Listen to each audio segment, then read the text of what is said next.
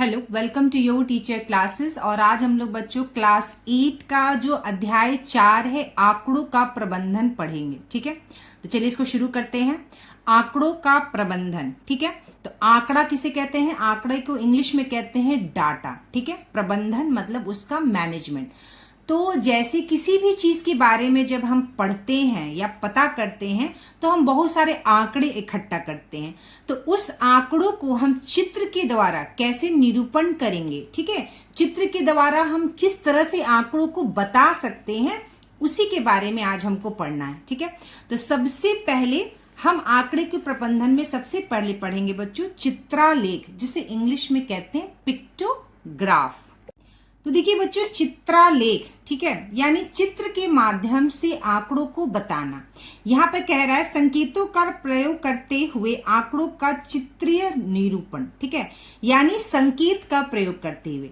यह जो एक गिलास है बच्चों, एक संकेत 1000 गिलासों के उत्पादन को बताता है। यानी एक गिलास का मतलब है 1000 गिलास उत्पादन हुआ है। तो जैसे यहाँ जनवरी है, जनवरी में देखिए कितने गिलास बने हुए हैं, 1 2 3 4। ठीक है, जनवरी में 4 गिलास बने हुए हैं और एक गिलास बताता है 1000 गिलासों को। तो जनवरी में कितना उत्पादन हुआ है बच्चों? 1000, 2000, 3000, 4000। यानी कि जनवरी में जो उत्पादन हुआ है वह 4000 गिलासों का उत्पादन हुआ। इससे हमें यह पता चला। फरवरी में कितना उत्पादन हुआ है? तो देखिए कितना गिलास है, 1 2 3 4 5 6, यानी 6 गिलास है। एक गिलास का 1000, तो 6 गिलास का कितना हो गया बच्चों? 6000 गिलास का उत्पादन। ठीक उसी तरह मार्च में 1 2 2 गिलास है, यानी कि 2000 गिलास का उत्पादन हुआ है। और अप्रैल में 1 2 3 4 फिर से 4 गिलास है, यानी 4000 गिलास का उत्पादन हुआ है। अब देखिए यहाँ पर कुछ प्रश्न पूछा है, मार्च के महीने में कितने गिलासों का उत्पादन हुआ?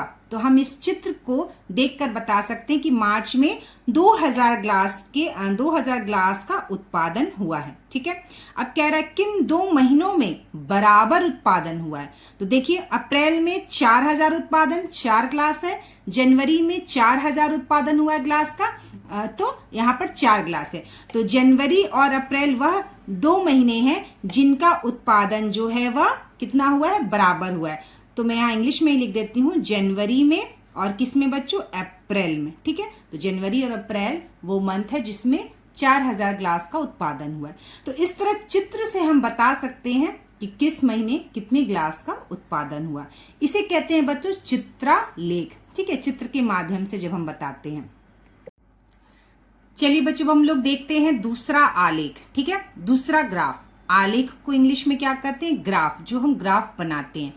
तो हमें दूसरा पढ़ना है दंड आलेख। ठीक है, मैं किताब के माध्यम से ही पढ़ा रही हूँ, कॉपी में बनाकर नहीं पढ़ा रही हूँ, क्योंकि इसमें बहुत अच्छे तरीके से दिया हुआ है समझने के लिए। ठीक है, तो दंड आलेख को किस तरह से हम बनाते हैं और किस तरह से इसमें आंकड़ा को हम बताते हैं और किस तरह से प्रश्न उसमें हम उत्तर देते हैं।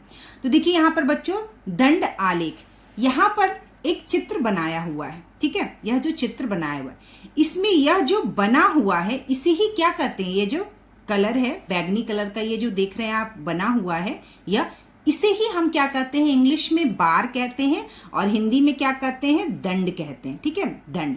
तो ये क्या है बच्चों? ये दंड बना हुआ है, यानी बार बना हुआ है। ठीक है, सबसे पहला इसका जो विशेषता यह है कि जब भी हम बार बनाएंगे, दंड बनाएंगे, वह समान चौड़ाई का होना चाहिए। ठीक है, कोई दंड पतला और कोई दंड मोटा ऐसा बिल्कुल नहीं होगा। दंड जो होगा वह बिल्कुल क्या होगा बच्चों?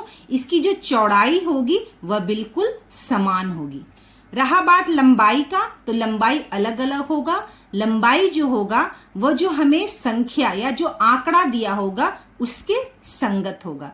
जब हम दंड बनाते हैं, दंड आलेख बनाते हैं, तो इस प्रकार 2 लाइन बनाते हैं, एक Y लाइन और यह है आपका X लाइन। ठीक है, तो जो भी आंकड़ा दिया होता है, जैसे यहाँ पर विषय और किस विषय की कितनी पुस्तक है, इसका आंकड़ा इस चित्र के माध्यम से हमें पता चलता है। तो हर दंड जो है वो विषय को दर्शाता है। जैसे ये वाला दंड अंग्रेजी विषय को, यह वाला बार गणित विषय को, यह वाला बार हिंदी विषय को, यह वाला बार विज्ञान विषय को और यह बार सामाजिक विज्ञान विषय को दर्शाता है। यहाँ पर जो है पुस्तकों की संख्या दी गई है, कौन सी विषय की पुस्तक कितनी है उसके हिसाब से इस बार की यानी इस दंड की लंबाई होगी। ठीक है, तो यहाँ पर देखिए पुस्तकों की संख्या दी है 100, 200, 300, 400, 500, 600, 700 और यहाँ पर आपको बार के माध्यम से विषय दर्शाया हुआ है।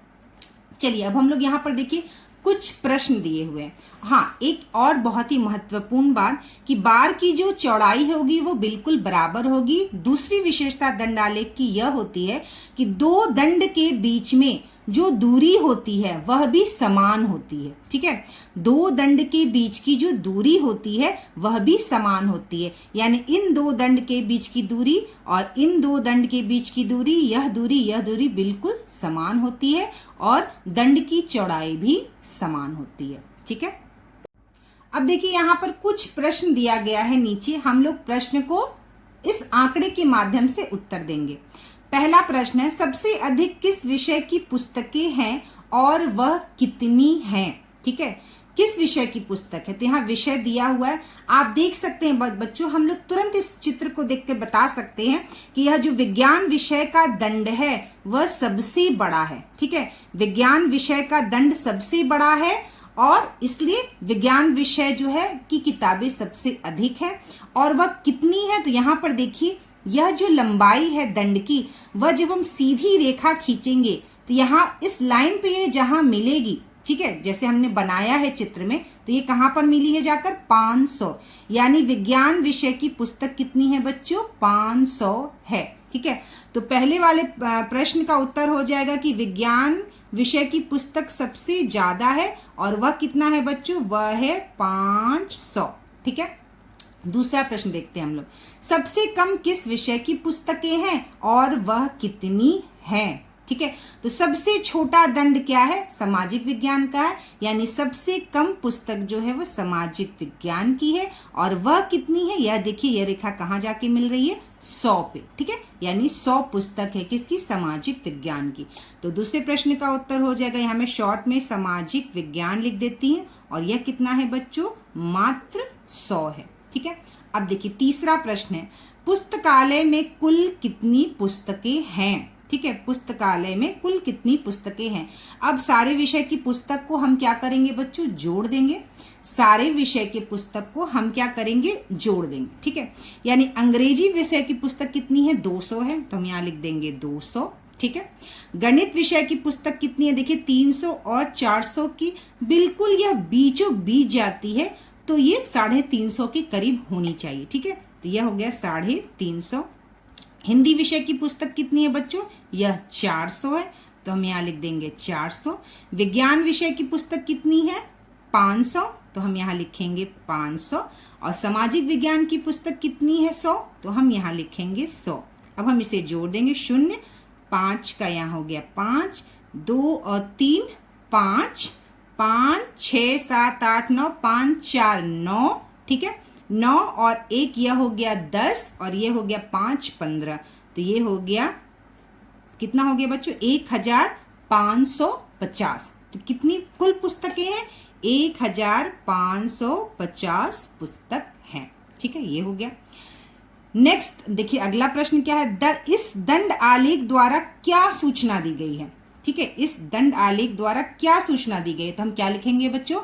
इस दंड आलेख द्वारा यह सूचना दी गई है कि पुस्तकालय में कितनी विषय की पुस्तकें हैं और हर विषय की पुस्तक की संख्या क्या है। ठीक है, कितने विषय की पुस्तक है? अंग्रेजी, गणित, हिंदी, विज्ञान, 1, 2, 3, 4, 5 विषय की पुस्तकें हैं, अंग्रेजी, गणित, हिंदी, विज्ञान, सामाजिक विज्ञान, और हर विषय की कितनी पुस्तक है इसकी जानकारी दी गई है। ठीक है, अब हमारा नेक्स्ट क्वेश्चन है बच्चों, किन दो विषयों की पुस्तकों की संख्या का अंतर सबसे कम है? ठीक है, कौन सा ऐसा दो विषय है जिनके बीच का जो अंतर है वह सबसे कम है? ठीक है, तो यहाँ पर देखिए, अगर इस दंड और इस दंड की बात करेंगे तो बहुत ज्यादा अंतर है, ठीक है।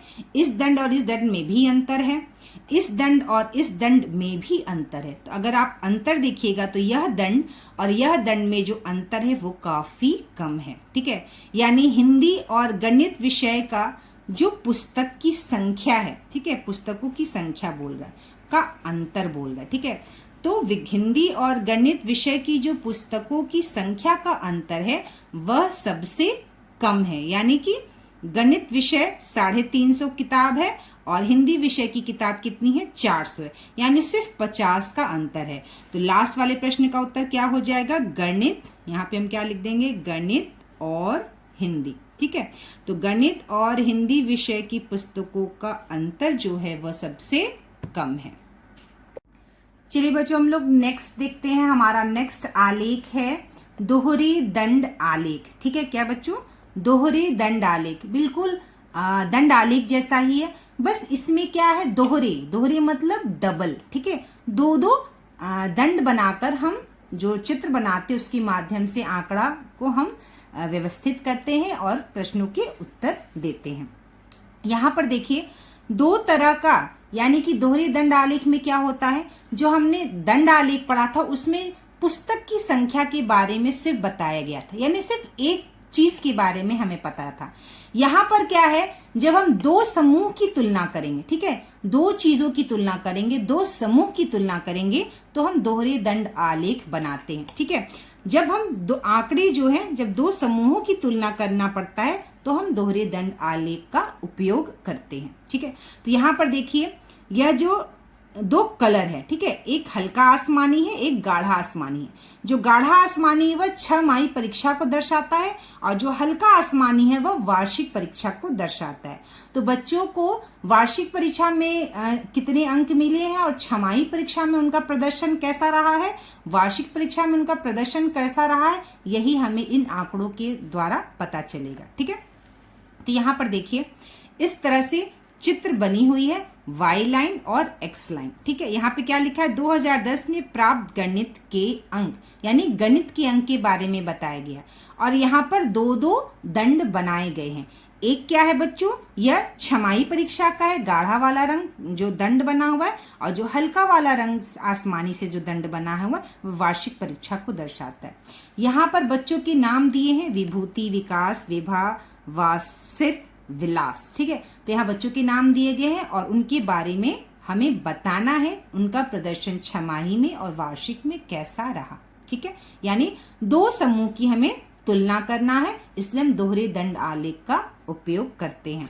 यहाँ पर देखिए, प्रश्न दिया हुआ है, प्रश्न से ही हम आलेख के बारे में अच्छे से समझ पाते हैं, कर पाते हैं, ठीक है। यहाँ पर तो चित्र दिया गया है और चित्र के बाद आपको इस तरह से प्रश्न दिए गए हैं।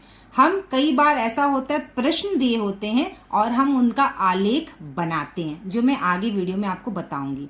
यहाँ पर पहला प्रश्न है बच्चों, किस विद्यार्थी का प्रदर्शन 6 और वार्षिक में समान रहा, यानी एक जैसा अंक उसको प्राप्त हुआ, ठीक है, कौन से बच्चे का।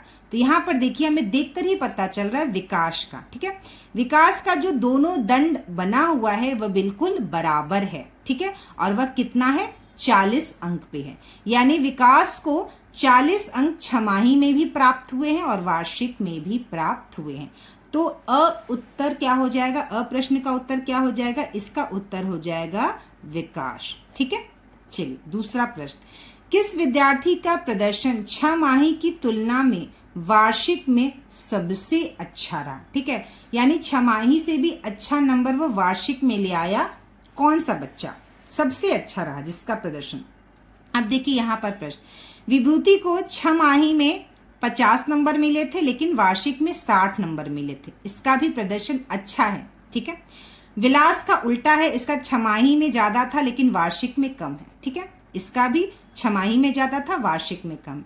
अब आप इसका देखिए, इसका यानी विभा का, ठीक है, किसका, विभा का। विभा का 6 में 60 अंक था लेकिन वार्षिक में 90 अंक उसको मिले हैं गणित में, ठीक है। यानी विभा का प्रदर्शन 6 की तुलना में वार्षिक में सबसे अच्छा रहा।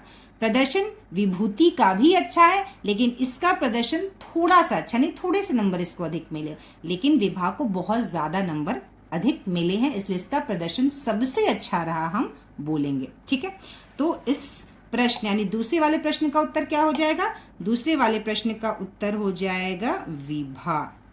ठीक है, चलिए अब हम लोग तीसरा प्रश्न देखते हैं। कितने विद्यार्थियों ने वार्षिक परीक्षा में 50 से अधिक अंक प्राप्त किए?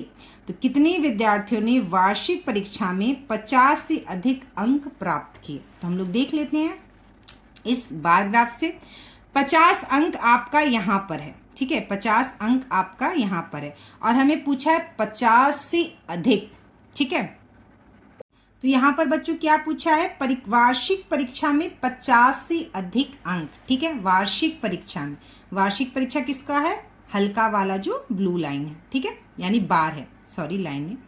तो देखिए यहाँ पर विभूति, ठीक है, यहाँ पर देखिए विभूति को वार्षिक परीक्षा में 60 अंक मिले हैं, 50 से ज्यादा। ठीक है, यहाँ पर विभा को 90 अंक मिले हैं वार्षिक में, और विलास को कितना अंक मिला है बच्चों? यह देखिए विलास को मिला है 70 अंक, यानी 3 बच्चों को वार्षिक परीक्षा में 50 अंक से अधिक मिला है। ठीक है, इसको देखिए विकास को 40 अंक मिला है, और वासिर को कितना मिला है बच्चों? इसको भी 40 अंक मिला है। तो इन दोनों को 40 मिला है, 50 से कम, और इन 3 बच्चों को 50 से अधिक अंक मिला है। ठीक है, तो ये इसका उत्तर हो गया। अब देखिए क्या कह रहा है, नेक्स्ट हमारा प्रश्न है, इस दोहरे दंड आलेख से क्या सूचना दी गई है? तो बिल्कुल हमें साफ साफ पता है कि इस दोहरे दंड आलेख से हमें क्या सूचना दी गई है। तो इस दोहरे दंड आलेख से हमें यह सूचना दी गई है कि 2010 में जो गणित की परीक्षा हुई थी, ठीक है, 2010 में जो गणित की परीक्षा हुई थी, छमाही परीक्षा और वार्षिक परीक्षा में इन 5 बच्चों के कितने अंक हैं? ठीक है, इन बच्चों की वार्षिक परीक्षा और छमाही परीक्षा के में गणित विषय में कितने अंक मिले हैं, हमें यह सूचना दी गई। ठीक है, अब देखिए यहाँ पर एक और प्रश्न है, छमाही के अंकों का औसत क्या है? क्या यह वार्षिक परीक्षा के औसत अंक से कम है? ठीक है, छमाही के अंकों का औसत क्या है? तो हमें क्या निकालना है बच्चों? औसत निकालना है। ठीक है, एवरेज, जिसे हम इंग्लिश में क्या कहते हैं? एवरेज कहते हैं। ठीक है, तो यहाँ पर देखिए औसत किस तरह से निकालेंगे हम। ठीक है, औसत किस तरह से निकाला जाएगा? तो औसत अंक निकालने के लिए हमें क्या करना होता है बच्चों? सभी बच्चों के अंकों का योग और कुल बच्चों की संख्या। ठीक है, यानी कि जितने भी बच्चे हैं उनके जो अंक आए हैं उनको हम सभी को जोड़ देंगे और किससे भाग दे देंगे? जो बच्चों की संख्या है उससे हम भाग दे देंगे, तो हमारा औसत निकल आएगा। ठीक है, तो छमाही परीक्षा के अंकों का औसत कैसे निकालेंगे? सारे बच्चों को छमाही परीक्षा में जितने अंक आए हैं गणित में उनको हम जोड़ देंगे। ठीक है, तो जैसे मैंने यहाँ 50, 40, 60, 50, 80 लिखा, यह छमाही परीक्षा का अंक है बच्चों का। जैसे 50 कहा मैंने, तो यह देखिए विभूति को छमाही में 50 अंक मिले हैं, विकास को 40 अंक मिले हैं, विभा को यहाँ देखिए 60 अंक मिले हैं, वासिर को यहाँ देखिए 50 अंक मिले हैं, और विलास को यहाँ देखिए 80 अंक मिले हैं। अब बच्चे कितने हैं? 1, 2, 3, 4, 5। ठीक है, तो यहाँ पर मैंने क्या किया, देखिए उसी तरह 50, 40, 60, 50, 80 छमाही परीक्षा क्या जो अंक मिले हैं गणित में वो लिख दिया है, और बच्चों की कुल संख्या से भाग दे दिया। जब हम इसको जोड़ेंगे तो कितना आ जाएगा? 280/5। अब हम इसको काट लेंगे तो कितने बार में कट जाएगा बच्चों? 56। ठीक है, यानी कि इसका उत्तर हमारा निकल गया कि छमाही के अंकों का औसत क्या है। तो छमाही के अंकों का औसत है 56 अंक। ठीक है, यानी 56। ठीक है, अब हमें क्या बताना है, क्या यह वार्षिक के औसत से कम है? तो देखिए वार्षिक परीक्षा के अंकों का औसत हम निकालेंगे, तो वार्षिक परीक्षा में जितने बच्चों को अंक मिले उसको सबको जोड़ के 5 से हम भाग दे देंगे। तो यहाँ पर देखिए वार्षिक परीक्षा का जो अंक है वो क्या क्या है? विभूति को मिला है वार्षिक परीक्षा में 60 अंक, विकास को मिला है वार्षिक में 40 अंक, विभा को मिला है वार्षिक में 90 अंक, अवासिर को मिला है वार्षिक में 40 अंक, और यहाँ विलास को मिला है वार्षिक में 70 अंक। ठीक है, तो सभी को हम क्या करेंगे बच्चों, सभी अंकों को जोड़ देंगे। 60, 40, 90, 40, 70 मैंने जो भी बताया इसको सभी को जोड़ के हम 5 से भाग दे देंगे। तो यह जोड़ने पर आ जाएगा हमारा 300। 300 को जब हम 5 से भाग दे देंगे तो हमारा आ जाएगा 60। यानी औसत अंक जो है गणित में सभी बच्चों का जो औसत अंक है वह कितना है, 60। ठीक है, और छमाही अंक का औसत क्या है, 56। ठीक है, तो यहाँ पर प्रश्न क्या कह रहा था, फिर से एक बार हम लोग देख लेते हैं। क्या यह वार्षिक परीक्षा की औसत अंक से कम है? यानी छमाही के अंकों का औसत क्या निकाले थे बच्चों हम लोग, छमाही के अंकों का औसत 56 निकाले थे और वार्षिक के अंकों का औसत कितना निकाले थे, 60। तो क्योंकि यहाँ प्रश्न देख लेंगे, प्रश्न क्या है बच्चों, क्या यह वार्षिक परीक्षा की औसत अंक से कम है? तो हाँ, 60 अंक जो है वो औसत है वार्षिक का और छमाही का 56 है। तो हाँ, यह वार्षिक परीक्षा की औसत अंक से कम है। ठीक है, तो ये हो गया हमारा दोहरी दंड आलेख। इस तरह से हम दंड आलेख बनाते हैं और अगर बना हुआ दिया है तो हम इस तरह से आंकड़ों को देखकर उत्तर देते हैं। ठीक है, चलिए अब हम लोग आगे बढ़ते हैं। आलेख देखने के बाद अब हम परिसर के बारे में बात करेंगे। ठीक है, आंकड़ों का संगठन के बारे में बात करेंगे। ठीक है, प्रबंधन हमने पढ़ा, अब संगठन के बारे में बात करेंगे। यहाँ पर देखिए, गणित की परीक्षा का परिणाम। ठीक है, कोई क्लास में परीक्षा हुई, उस परीक्षा में गणित में बच्चों को इतने अंक मिले। ठीक है, यानी 20, यहाँ पर कितने अंक है पहले हम लोग गिन लेते हैं, 1 2 3 4 5 6 7 8 9 10 11 12 13 14 15 16 17 18 19 20। ठीक है, यानी कि यह हमें अंक दिया हुआ है कि इतने अंक बच्चों को मिले हैं। तो जब भी हमें आंकड़ों का संगठन होगा, जब हमें आंकड़ा जो दिया होता है यानी जो हमें आंकड़ा प्राप्त होता है, तो ठीक है, इसे हम क्या कहते हैं, आंकड़ा जो हमें उपलब्ध हुआ, प्राप्त हुआ। जब भी हमें आंकड़ा प्राप्त होता है तो सबसे पहले हमें क्या करना है बच्चों, इन आंकड़ों को अवरोही क्रम में या आरोही क्रम में व्यवस्थित करके हम लिख लेंगे। ठीक है, बढ़ते क्रम में या घटते क्रम में, क्योंकि यहाँ पर जो आंकड़ा दिया हुआ है बड़ा है, छोटा है और ये बिल्कुल आगे पीछे करके है, व्यवस्थित नहीं है। हम इसे सबसे पहले व्यवस्थित करेंगे। तो ठीक है, चलो हम लोग क्या करते हैं, घटते हुए क्रम में एक बार हम लोग इसको लिख लेते हैं। तो यहाँ पे सबसे ज्यादा अंक जो प्राप्त हुआ है वो 38 है। तो सबसे पहले हम लिख दिए 38। ठीक है, 38। इसके बाद कौन सा अंक देखिए हम लोग देख लेते हैं, कौन सा 38 के बाद घटते क्रम में हम लिख रहे हैं, यह देखिए 36 है। 36 कितने बार है, 2 बार, तो हम दोनों बार लिख लेंगे 36 और यह हो गया 36। इसके बाद देखेंगे कौन सा अंक है, तो देखिए 36 के बाद घटते क्रम में 29 अंक है। 29 दोबारा नहीं है तो हम एक बार 29 लिख लेंगे। जो भी अंक जितने बार होगा उसको हम बारी बारी से बराबर उसी जगह लिख लेंगे। ठीक है, 29 के बाद जैसे 28 की बात करें, 28 है तो 1 2 3 यहाँ डैश कर लीजिए, 1 2 3। ठीक है, 4 5 6 और यह 7, यानी 7 बार 28 है तो हम सातों बार लिख लेंगे, 1 2 3 4 5 6 7। ठीक है, 7 बार हम लिख लिए। ठीक है, 28 को हमने 7 बार लिख लिया। अब देखिए 28 के बाद कौन सा अंक आएगा, तो 28 के बाद हमें दिख रहा है यह 20 अंक, तो हम यहाँ लिख देंगे 20। ठीक है, 20 के बाद देखिए कौन सा अंक आएगा घटते क्रम में, तो यहाँ पर हमें 18 दिख रहा है तो हम लिख लेंगे 18। ठीक है, इसके बाद कौन सा अंक दिख रहा है बच्चों, 15, तो हम यहाँ लिख लेंगे 15। 15 के बाद हमें दिख रहा है बच्चों 10। 10 जो है, नहीं सॉरी 15 जो है और भी है 15। ठीक है, एक यहाँ पे 15 है, एक यहाँ पे 15 है, यानी 2 15 है, तो हम यहाँ पे 2 15 लिख लेंगे। ठीक है, अब देखिए 10 भी 2 बार दिया है तो हम 10 को 2 बार लिख लेंगे। ठीक है, और इसके बाद हमारा अंक बच गया 8 और यह 8, यानी 2 बार हमारा 8 भी दिया हुआ है। लास्ट में सिर्फ हमारा एक अंक ये बच गया 1। ठीक है, तो यह हमने 20 काउंट किया था। जब हम घटते क्रम में या बढ़ते क्रम में लिख लेंगे तो फिर से एक बार हम नंबर को काउंट कर लेंगे, 1 2 3 4 5 6 7 8 9 10 11 12 13 14 15 16 17 18 19 20। ठीक है, 20 अंक ऊपर भी थे, 20 अंक नीचे भी थे। इस तरह से हमने घटते क्रम में लिख लिया।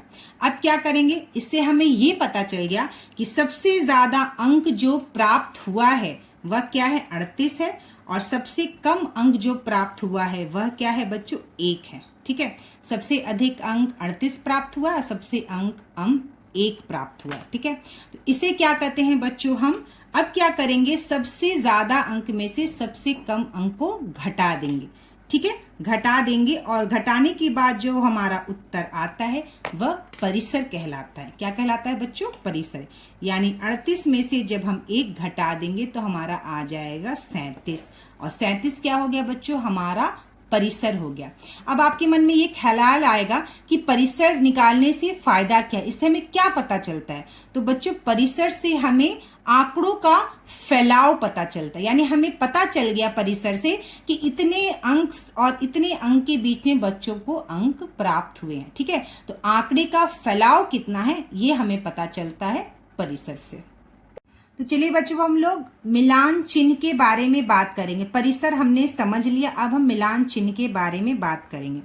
तो यहाँ पे देखिए एक यहाँ पर सारणी बना हुआ है, अंक लिख दिए गए हैं। ठीक है, 38 अंक ही 36, 29, 28, 20 यही अंक प्राप्त हुए और इन अंकों को हमने यहाँ लिख दिया है। ठीक है, एक सारणी बनाकर। तो इस तरह से सारणी बनाकर हम लोग अंक लिख देंगे। अब हमें देखना है कि 38 अंक, जैसे यहाँ पर देखिए मिलान चिन्ह 38 अंक हम लोग यहाँ पर देखेंगे कितनी बार आया है। ठीक है, 38 अंक सिर्फ एक बार है, तो यहाँ मिलान चिन्ह में हम एक लाइन खींचेंगे। ये कितनी बार है, तो एक बार है, हम यहाँ 1 लिख देंगे। ठीक है, 36 अंक देखिए यहाँ पर 2 बार है, तो हमने 1 और 2 लाइन खींच देंगे, और कितनी बार आया है 2, हम यहाँ 2 लिख देंगे। अब आते हैं 29 अंक। 29 अंक कितने बार है बच्चों, तो सिर्फ 1 बार है, तो हम यहाँ 1 लिख देंगे। ठीक है, यह है मिलान चिन्ह। चलिए अब हम बात करते हैं 28 की। तो यहाँ 28 देखिए कितनी बार है, 1 2 3 4 5 6 7 बार 28 आया है। तो अब हम मेन यहाँ पे ही हमें जानना है कि हम मिलान चिन्ह किस तरह से लिखेंगे। तो देखिए 28 का मिलान चिन्ह हम किस तरह से लिखेंगे, 1 2 3 4। ठीक है, 4 लाइन पहले सीधी खींचेंगे। जब भी 5वीं लाइन होगी तो हम 4 लाइन पे वह 5वां लाइन को बनाकर इस तरह से 5 दर्शाएंगे। 5 हो गया। ठीक है, 5 और यह 2 हो गया 7। तो इस तरह से हम मिलान चिन्ह बनाएंगे। अगर कोई कहे कि 9 कैसे लिखेंगे मिलान चिन्ह में, क्या बच्चों 9। ठीक है, यानी अगर हमें 9 लिखना हो तो मिलान चिन्ह हम कैसे लिखेंगे, तो देखिए 1 2 3 4, 5वां हमेशा इन चारों लाइन को क्रॉस करते हुए ऐसे बनाएंगे। 5 बन गया, 6 7 8 9। ठीक है, तो यह हमारा 9 बन गया। इसी प्रकार से हमें बनाना होता है। अगर कोई कहे कि हमको 15 लिखना है तो हम कैसे लिखेंगे, तो 1 2 3 4 5 6 7 8 9 10 11 12 13 14 15। तो इस तरह से हम 15 का मिलान चिन्ह बनाएंगे। ठीक है, समझ में आया। 28 7 बार है तो हम यहाँ 7 लिखेंगे। उसी प्रकार हम सभी अंकों को देख लेंगे। 20 1 बार है तो 1 लिखेंगे, यहाँ 1 लिखेंगे। 18 1 बार है तो यहाँ 1 और यहाँ 1। 15 2 बार आया है उसमें, तो 2 और 2, और इस तरह से हम मिलान चिन्ह बनाकर क्या करेंगे बच्चों, योग हम बना लेंगे। ठीक है, तो ये हो गया हमारा मिलान चिन्ह। अब हम बात करते हैं बच्चों बारंबारता की। ठीक है, बारंबारता, यह जो कुल बार लिखा है वह बारंबारता को ही दर्शाता है। ठीक है, यानी 28 कितने बार आया है, 7 बार, तो 28 की बारंबारता कितनी है, 7 है। और भी हम समझेंगे वर्ग अंतराल क्या होता है, बारंबारता क्या होता है। चलिए बच्चों हम लोग वर्ग आंकड़ों का वर्गीकरण कैसे करेंगे। ठीक है, यहाँ पर हमको क्या करना है, वर्गीकरण करना है। जैसे मान लीजिए यहाँ पर एक प्रश्न यहाँ पर दिया है, प्रश्न नहीं सॉरी, 30 विद्यार्थियों के प्राप्तांक। ठीक है, यहाँ पर अंक दिए गए हैं। क्या दिए गए, 30 विद्यार्थी हैं और उनके अंक दिए गए, 30 विद्यार्थियों के अंक दिए गए। अगर मान लीजिए जब हमारे पास छोटा आंकड़ा होता है तो हम तो बहुत आसानी से बना लेते हैं कोई भी सारणी को, लेकिन अगर हमारे पास आंकड़ा ज्यादा होगा, ठीक है, आंकड़ा अगर हमें ज्यादा होगा तो उस सारणी को बनाने में काफी दिक्कत होगी। ठीक है, तो हम क्या करते हैं, उन आंकड़ों को देखिए, उन आंकड़ों को क्या करते हैं बच्चों, समूह में या वर्ग में बांट लेते हैं। ठीक है, यहाँ पर वर्गीकरण कह रहा है, वही हमें समझना है। तो उन आंकड़ों को हम लोग समूह में या वर्ग में जो है बच्चों बांट लेते हैं। जैसे यहाँ पर आंकड़ा दिया गया है, ठीक है, तो देखिए यहाँ पर एक सबसे कम अंक 1 है, उसके बाद 5 है, 3 है, 4 है, 7 है, 9 है। तो हम इसका सबसे पहले परिसर निकालेंगे। जैसे मैंने आपको बताया, बढ़ते क्रम में या घटते क्रम में हम एक तरह से परिसर निकाल लेंगे, हमें बड़ी संख्या और छोटी संख्या पता चल जाएगी। ठीक है, बड़ी संख्या और छोटी संख्या पता चल जाएगी। तो यहाँ पर देखिए 1 है, ठीक है, 1 अंक है। तो जब भी 1 अंक होगा तो हम उसको 0 से वर्गीकरण करेंगे। 1 है, 1 को बताने के लिए हमें 0 से लेना पड़ेगा। ठीक है, और अगर आप बात करें सबसे बड़ी संख्या का, तो इसमें आपको सबसे बड़ी संख्या दिख जाएगी बच्चों। इसमें आपको सबसे बड़ी संख्या जो है वह दिख जाएगी 11, 13, 12, 18, 20, 24, 18, 16। यहाँ पे अगर आप देखिए, बात करिए तो सबसे बड़ी संख्या क्या दिख रही है बच्चों? 20। ठीक है, सबसे बड़ी संख्या क्या दिख रही है हमें? 20 दिख रही है। तो हम क्या करेंगे? वर्ग में बांट लेंगे। देखिए यहाँ पर वर्ग में बांट है, 0 से लेकर 4 तक, 4 से लेकर 8 तक, 8 से लेकर 12 तक, क्या अंक। ठीक है, वर्ग अंतराल बना लेंगे। 0 से लेकर 4 का अर्थ हो गया कि 0 से लेकर 4 अंक के बीच में कितने बच्चों को अंक मिले हैं। ठीक है, कितने बच्चों को अंक मिले हैं, इस तरह से हम वर्ग बांट लेंगे, 4 का वर्ग बांट लेंगे। ठीक है, समूह बांट लेंगे। जैसे यहाँ पे 0 से 4, ठीक है, 0 से 4, तो हम लोग देख लेते हैं 0 से 4 में कितने बच्चों को अंक मिले हैं। ठीक है, तो जब भी हम इस तरह से वर्ग अंतराल बनाएंगे तो यह जो सीमा है, ठीक है, यह जो बड़ी वाली संख्या है उस अंक को हम नहीं लेंगे। ठीक है, बड़े वाला जो अंक हमने लिखा है इधर, उसको हम नहीं लेंगे, हम 4 के पहले वाले अंक को ही गिनती करेंगे। ठीक है, तो यहाँ पे देखिए 0 और 4 के बीच में कितने अंक मिले हैं, तो यह देखिए 1 और यह 3, सिर्फ 1 और 3 अंक है जो 0 और 4 के बीच में अंक प्राप्त हुआ है। तो मिलान चिन्ह 2, बारंबारता 2, यानी 2 बार 2 लोगों को मिले हैं, 2 बार नहीं सॉरी, यानी 2 लोगों को अंक मिले हैं, तो हम यहाँ पे बारंबारता 2 दिखाएंगे। ठीक है, अब 4 से 8, तो हम 8 संख्या को नहीं लेंगे, 8 प्राप्तांक अंक को नहीं लेंगे, 8 से पहले यानी 4 और 8 के बीच में, तो हम 4 को लेंगे लेकिन 8 अंक को नहीं लेंगे। तो देख लेते इसमें कितना है, एक ये अंक हो गया 4, 1, 4 और 8 के बीच में यह दूसरा हो गया 2, यह हो गया तीसरा 3, 5 और यह हो गया 4। ठीक है, तो कितना हो गया बच्चों? 1, 2, 3, 4, 5, 5 हुआ ना। 0 से और 8 के 0 अंक और 8 नहीं सॉरी 4 और 8 अंक के बीच में 1, 2, 3, 4, 5 अंक मिले हैं। ठीक है, 4 और 8 के बीच में 5 अंक मिले हैं, हमने मिलान चिन्ह 5 बनाया, यानी 5 विद्यार्थियों को यह अंक मिले हैं 4 से और 8 के बीच में, तो हम यह 5 लिख देंगे। ठीक है, उसी तरह से 8 और 12 के बीच में हम इसमें से देखेंगे 8 और 12 के बीच में, तो 12 वाले अंक को हम इसमें नहीं लेंगे, हम 8 और 12 के बीच वाले अंक को लेंगे। ठीक है, तो इस तरह से हम देखेंगे तो 8 से 12 वाला जब आप अंक को गिनती करिएगा तो यह कितना आ गया बच्चों? 8 आएगा। हम लोग गिन के देख सकते हैं, चलिए एक बार गिन लेते हैं, कितना आ रहा है? 8 है, 8 से 12 के बीच में 8 है। ठीक है, 8 से 12 के बीच में, तो 8 से 12 के बीच में 11 आएगा, 8 आएगा, 2, 7 आएगा, 9 आएगा, 8 आएगा, 8 आएगा, 11 भी आएगा, यहां पर भी 11 आएगा। तो देखिए कितना हो गया? 1, 2, 3, 4, 5, 6, 7, 8। ठीक है, देखा 8 आया, तो हमने यहाँ मिलान चिन्ह 8 बनाया और यहाँ हमने बारंबारता में भी 8 लिखा।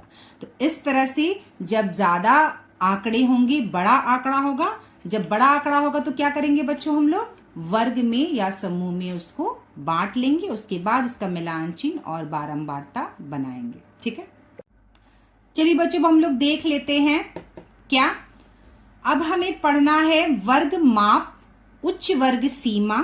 ठीक है, निम्न वर्ग सीमा, ये 3 पॉइंट को पढ़ना है। क्या क्या पढ़ना है बच्चों? माप पढ़ना है, उच्च सीमा पढ़ना है, उसी तरह से हमें निम्न सीमा भी पढ़ना है। क्या पढ़ना है? निम्न सीमा। ठीक है, उच्च सीमा, निम्न सीमा। तो इस प्रश्न के माध्यम से मैं आपको यह तीनों टॉपिक को बताती हूँ। जैसे यहाँ पर देखिए, वर्ग अंतराल तो मैंने बता दिया क्या होता है, कि हम समूह को किसी वर्ग में, छोटे या बड़े वर्ग में बांट लेंगे।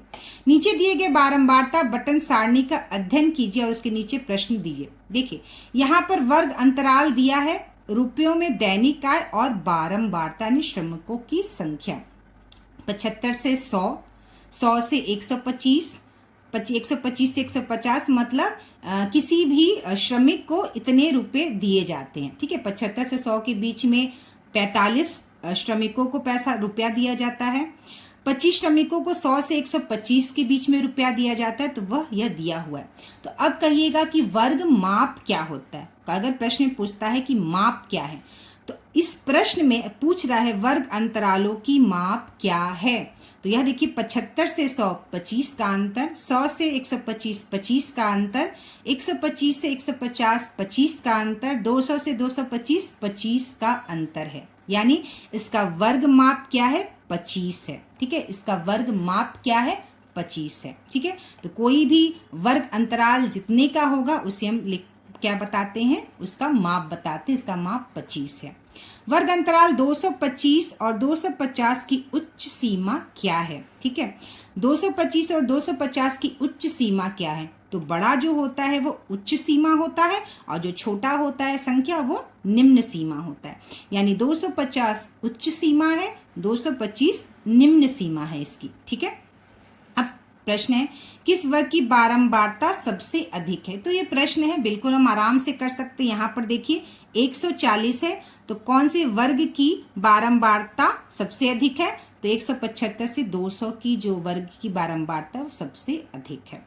किन दो वर्गों की बारंबारता समान है? तो हम ये प्रश्न में देख सकते हैं कौन सा समान है। तो ये 55 है और यहाँ 55 है। ठीक है, तो 55 और यह 55 दोनों क्या है बच्चों? समान है। तो कौन से वर्ग की है? 200 और 225 और 125 और 150 वर्ग की जो बारंबारता है वह क्या है बच्चों? समान है। तो हमने यहाँ पर वर्ग माप, उच्च सीमा, निम्न सीमा को समझ लिया।